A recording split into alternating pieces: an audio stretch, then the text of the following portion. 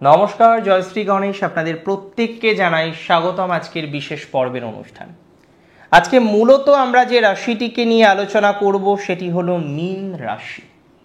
মীন রাশি জাতক জাতিকাদের রবির ট্রানজিট কতটা ফলপ্রসূ ফলাফল দিতে পারে, রবির ট্রানজিট কতটা আপনাকে ভালো রাখবে, কোন কোন ক্ষেত্রে আপনাকে পজিটিভ ভাইবস রবির ট্রানজিট দেবে, আজকে সেই বিষয় নিয়ে কিন্তু আমরা আলোচনা করতে উদ্যত হচ্ছি।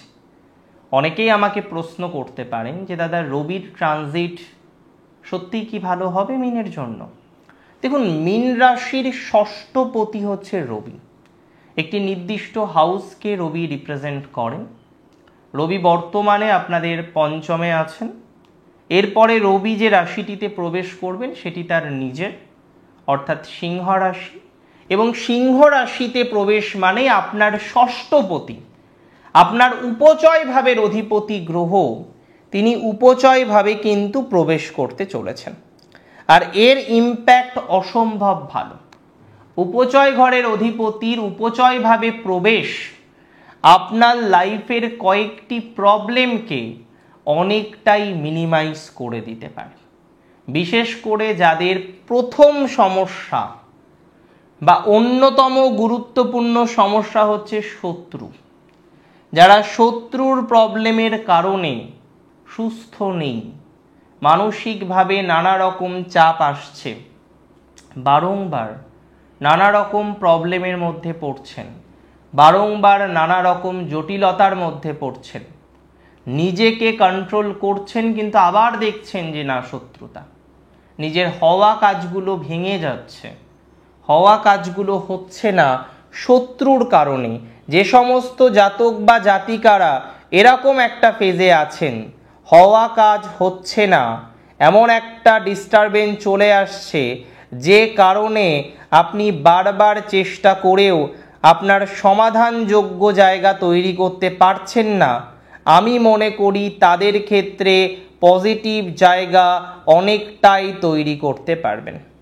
আমি এতটুকু বার্তা আপনাকে দিচ্ছি, যারা টেনশানে আছেন, যারা চিন্তায় আছেন, যারা দুশ্চিন্তায় আছেন, শত্রু নিয়ে যাদের ঝামেলা রয়েছে, তাদের কিন্তু অনেকটাই স্টেবল জায়গা আসার সম্ভাবনা রয়েছে।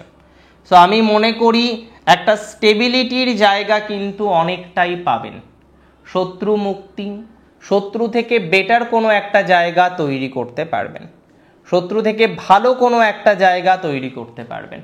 এবং যাদের রাজনীতির কারণে জীবনে অসুবিধা, যে কোনো একটা পলিটিক্স চলছে, কোনো একটা পলিটিক্স চলার কারণে আপনি প্রভাবটা ভালো পাচ্ছেন না, কোনো একটা পলিটিক্স চলার কারণে আপনি খুব ডিস্টারবেন্সের মধ্যে থাকেন, কোনো একটা পলিটিক্সের কারণে আপনার প্রফেশনাল ডিস্টারবেন্স, কোনো একটা পলিটিক্স চলার কারণে আপনার ফ্যামিলি ডিস্টারবেন্স, আপনি যেন সেই ভিকটিম, যে ভিকটিম, যাকে ভিকটিম বানানো হয়েছে, যে পলিটিক্যাল প্রেশার পাচ্ছেন, যে অন্যান্য ক্ষেত্রে প্রেশার পাচ্ছেন, অন্যান্য ক্ষেত্রে জটিলতার মধ্যে আছেন এবং প্রেশার থেকে বেরোতে পারছেন না, আমি মনে করি এক্ষেত্রে অনেকটাই অগ্রগতির জায়গা তৈরি করতে পারবেন।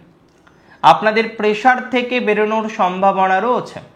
এবং রবি এই যে ষষ্ঠে অবস্থান করবেন, খুব ভালো করে খেয়াল করুন, রাশি মীনের যারা সরকারি চাকরির প্রস্তুতি নিচ্ছেন, রাশি মীনের যারা সরকারি চাকরির প্রিপারেশন নিচ্ছেন, তাদের ক্ষেত্রে কিন্তু ভালো প্রভাব দেবে।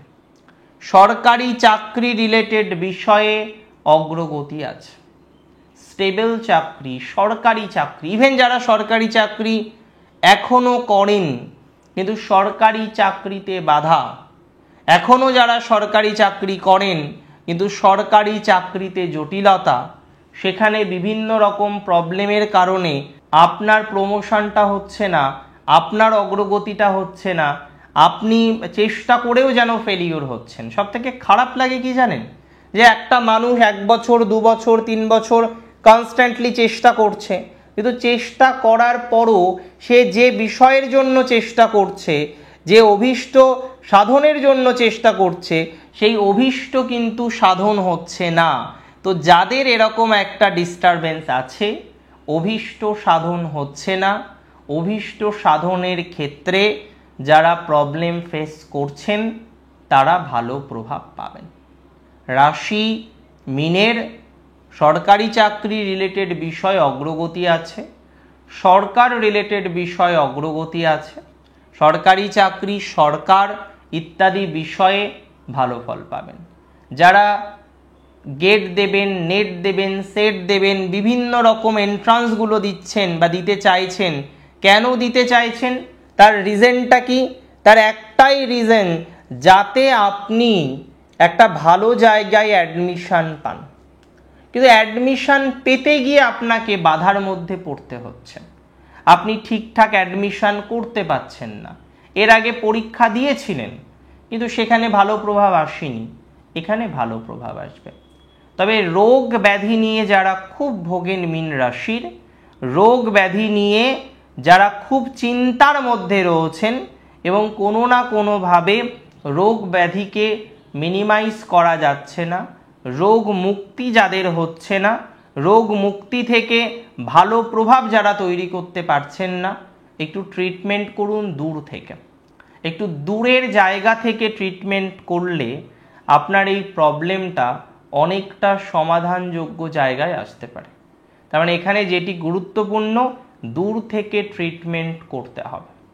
দূর থেকে ট্রিটমেন্ট করলে আপনার প্রবলেমটা অনেকটাই মিনিমাইজ হয়ে যাবে।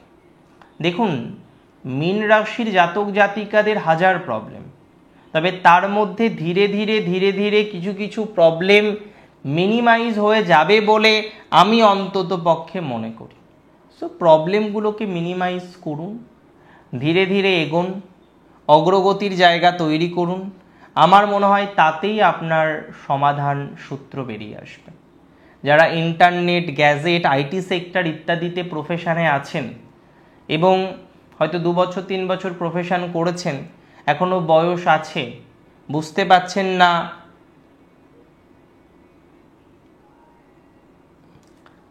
পারছেন না যে এই লাইনে থাকবেন না পরবর্তীকালে সরকারি চাকরির জন্য চেষ্টা করবেন, আমার মনে হয় তাদের ক্ষেত্রে কিন্তু সরকারি চাকরির পরিকল্পনাটাও করা যেতে পারে। মীন রাশির একটা বড় স্ট্রেস হচ্ছে তার পিতার হেলথ নিয়ে অনেকেই ভুগছেন।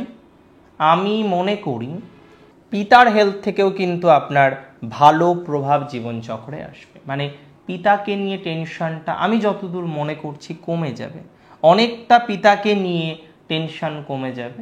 পিতার জায়গাটা অপেক্ষাকৃত বেটার। আর বাকি যেগুলো বললাম এটা বোঝার দরকার আছে, পিতার প্রবলেমটা কিছুটা মিনিমাইজ হবে। এই জায়গা থেকে আরেকটা বিষয় বোঝা যায়, যাদের আগুনে ভয় রয়েছে কিংবা অন্যান্য দিক থেকে একটা ভয়ের জায়গা রয়েছে, জাস্ট এই টাইমটা একটু সেফ থাকবেন।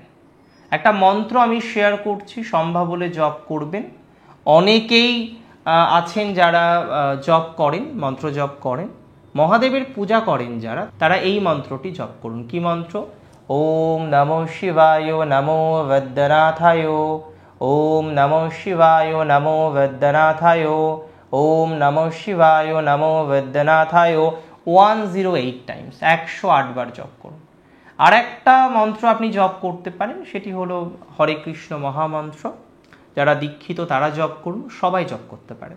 সো ঈশ্বরের প্রতি ভক্তি বিশ্বাস রেখে জপ করুন, গোবিন্দের শ্রী চরণে নিজেকে অর্পণ করুন। এই টাইমটা আপনাদের স্পিরিচুয়াল জার্নির জন্য কিন্তু অনেকটা শুভ। সো আমি মনে করি দিন শেষে ভালো থাকবেন, আপনি থাকতেই হবে, অন্য কোনো অপশান নেই। অনেক ভালো থাকুন আপনারা, সুস্থ থাকুন, স্বাভাবিক থাকুন। শেষ করছি আজকে এখানেই। জয় শ্রী গণেশ।